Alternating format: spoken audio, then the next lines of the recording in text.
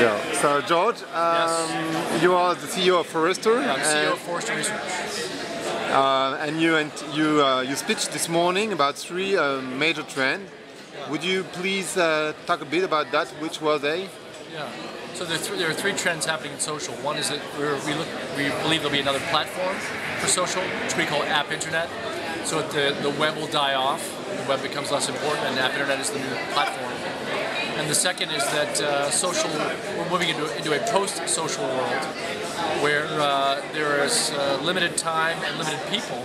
So there'll be a change of the social offerings away from this very inefficient and very time-consuming and low value per hour social applications to much more efficient, much more valuable social tools. And the last one is that there's a very important move toward enterprise and social.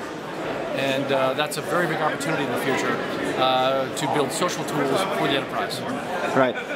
I was very interested by the second one because I mean the three of them are very interesting, but the second one was most interesting to me because I'm always into the social thing, and I have to say I was very agree with you, and because we are losing a lot of time online, especially on Facebook, and I was wondering, how do you see people evolving around these services, because it's all about people at the end.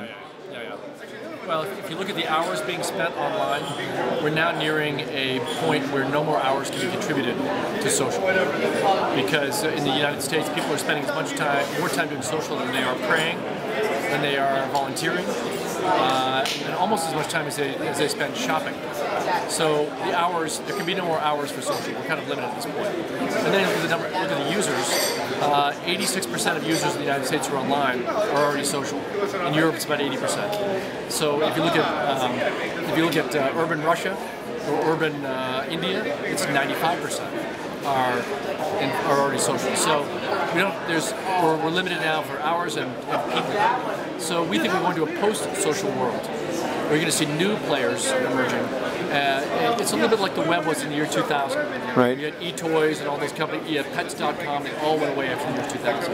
We had a bunch of new players. So, do you think that, I mean, this is from an Occidental view somehow, like for the United States, Europe, and all that stuff, because we are, as you described, all online, all on social networks, spending a lot of time here. So maybe the website like Facebook and Google Plus have no rooms anymore. So maybe their only way to develop is in the developing countries like Brazil, where they are spending a lot of time, but not everybody is there still. Yeah, well, there'll be some more people in, as an example, Western China, right, or rural India. There'll be some more people there.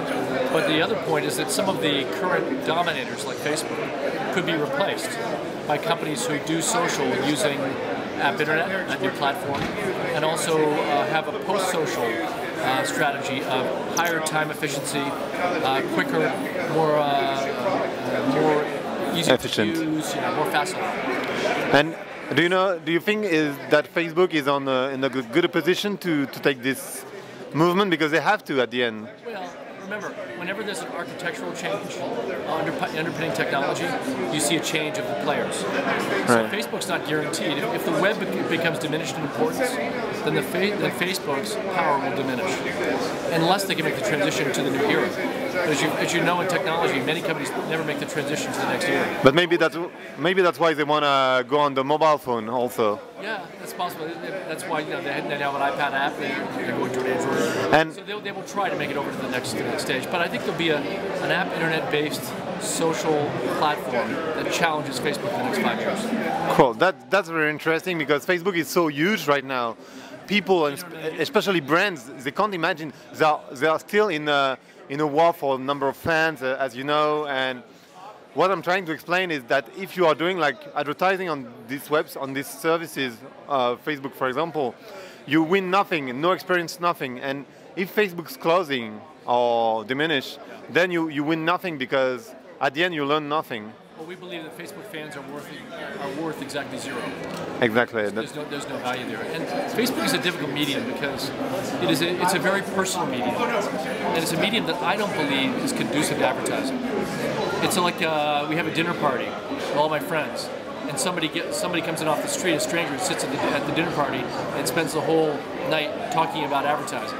That's the thing. It doesn't fit with the medium. There are some brands who succeed in doing that, doing entertainment on Facebook, but That's true. most of them are doing advertising.